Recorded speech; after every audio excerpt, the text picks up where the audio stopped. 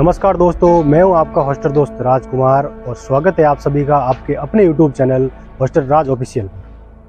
तो दोस्तों, आज मैं आपको बताने जा रहा हूं राजस्थान का एक ऐसा गांव जो अपनी भूतिया बावड़ी के लिए प्रसिद्ध है। इस बावड़ी के शख्स ये आज भी धरातल पर मौजूद है, जो हम आपको वीडियो में दिखाएंगे, तो बने रहना वीडियो में आखिर तक। यह बावड़ी राजस्थान के जोधपुर जिले से उत्तर में 90 किलोमीटर की दूरी पर रणसी गाँव नामक गाँव है, वहाँ पर स्थित है। और इस इतिहास में लिखा गया है और लोगों से हमें पता चला है कि यह बावड़ी मानव द्वारा न बनाकर भूतों के द्वारा बनाई गई है। तो यहाँ से बावड़ी शुरू होती है, ये यहाँ से नीचे तक सीढ़ियाँ लगी हुई है बावड़ी में, और वहाँ आगे देखने में बहुत ही लंबी है बावड़ी। और यहाँ पर फर्स्ट सीढ़ी पर ही एक दो पैर के निशान भी बने हुए हैं। तो लोगों का कहना है कि ये भूत के निशान है गाइस। तो बताएंगे आपको बावड़ी। सीढ़ियाँ भी बहुत सारी है, गिन नहीं सकते हम इसको, गिनेंगे तो बहुत टाइम लग जाएगा। नीचे तक सीढ़ियाँ है और यहाँ पर पत्थरों से ये ऊपर चलने के लिए बनाया हुआ है।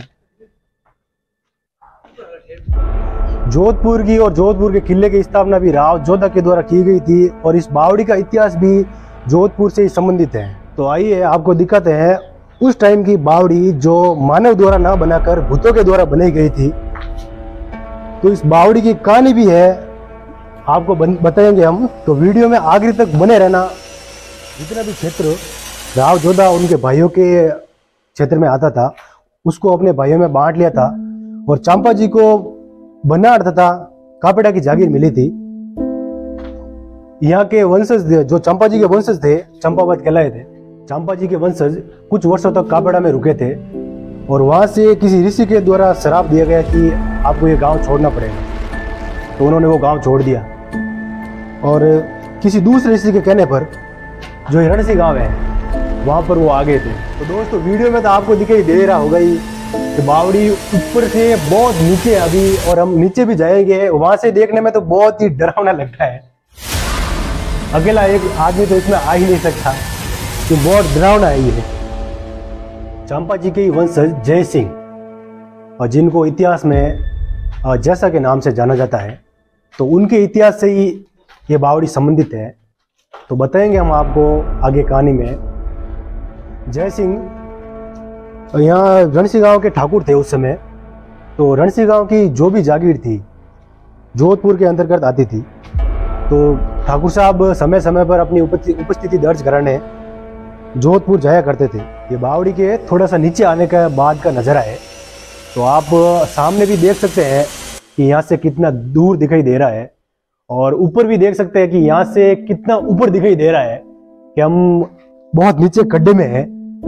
और जो सामने उस टाइम की भाई जो लिखा है वो हम बता रहे हैं आपको कि भूत की तरह वो बनाया गया है, कैसी कारीगरी की गई है। तो दोस्तों, मेन कहानी का पार्ट है जो यहाँ से शुरू होता है।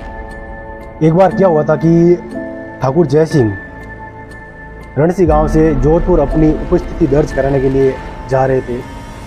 तो रास्ते में अंधेरा हो गया था। तो उस टाइम एक साइड में उनको एक तालाब दिखाई दिया था। तो अपने घोड़े को वहां पानी पिलाने लगे थे और झाड़ियों से एक आवाज आई थी। कोई बोला था कि मुझे भी प्यास लगी है, पानी पिलाओ मुझे भी। तो वो बोला कौन था? उस टाइम की बात है कि भूत ही बोला है उस टाइम। ठाकुर साहब जब झाड़ियों में गए और जाके देखा, भूत ने कहा कि मैं किसी शराब से श्रापित हूँ और खुद पानी पी नहीं सकता। तो ठाकुर साहब ने उसको पानी पिलाया और कुछ देर बाद उसको कुछ खाने के लिए भी दिया। तो भूत को पानी पिलाने के बाद जब ठाकुर साहब वहाँ से जोधपुर के लिए रवाना हुए, तो भूत ने उनको रोक दिया, कहा कि मुझे आपसे कुश्ती लड़नी है।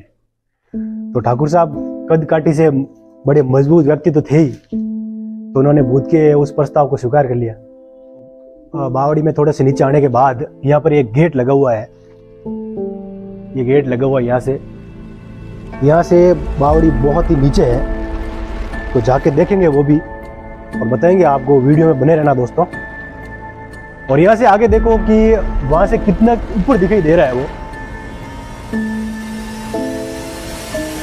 तो आगे की कहानी भी बताएंगे आपको कि जय सिंह के साथ उसके बाद क्या हुआ था।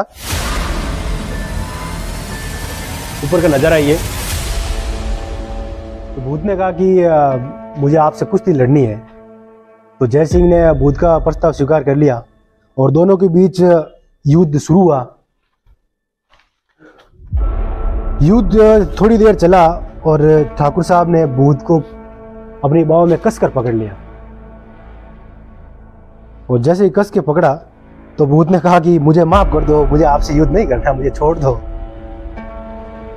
तो जय सिंह ने ऐसे छोड़ा नहीं। तो जय सिंह ने भी एक शर्त रखी थी। तो दोस्तों आ गए हैं बावड़ी के बहुत ही नजदीक। यहाँ से ऊपर दिखाई दे रहा होगा आपको, तो बहुत ही ऊपर है वो नजारा।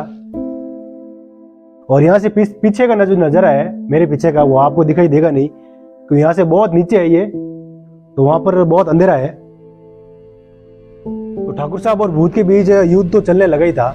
और थोड़ी देर बाद में भूत ने कहा कि मुझे माफ कर दो, आपसे युद्ध नहीं लड़ना है। तो ठाकुर साहब ने कहा माफ तो मैं तुझे कर दूंगा, पर तुझे मेरे काम करना पड़ेगा। तो भूत ने बोला कि बताओ क्या काम करना पड़ेगा। तो ठाकुर साहब ने कहा कि रणसी गांव में तुझे एक बावड़ी बनानी होगी। तो भूत ने अपना वो ठाकुर साहब का प्रस्ताव स्वीकार कर लिया कि हाँ मैं बना दूंगा, लेकिन मेरी एक शर्त है। तो ठाकुर साहब ने कहा बताओ शर्त क्या है। तो भूत ने कहा कि आप दिन में कारीगरों से काम करवाओ, मजदूर लगाओ, मजदूरों से काम करवाओ दिन में, और जितना वो दिन में काम करेंगे उससे दुगना काम मैं अकेला रात में कर दूंगा। तो ठाकुर साहब ने उसके प्रस्ताव को स्वीकार कर लिया। चलो ठीक है। तो भूत ने कहा कि अगर आपने ये बात किसी को बताई तो बावड़ी का जहां कार्य चल रहा है वहीं का वहीं रुक जाएगा।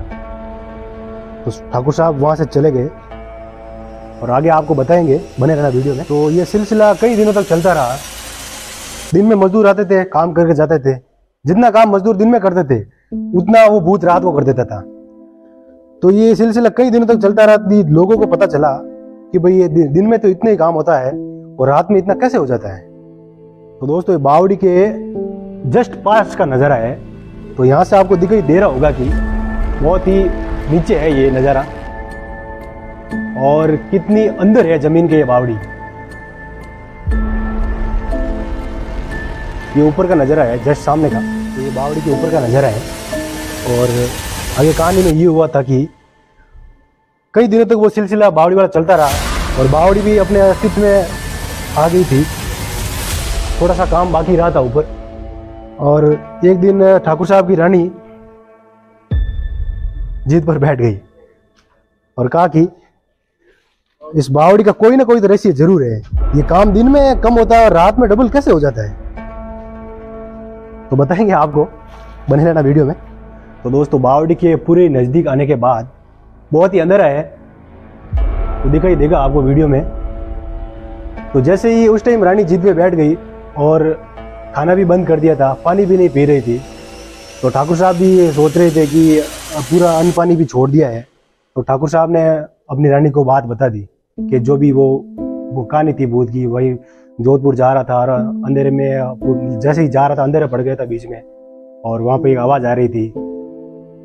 भूत ने पानी मांगा और पानी पिलाया। जैसे ही बात बताई रानी साहिबा को, और बावड़ी का जो कार्य चल रहा था वही का वही रुक गया एकदम।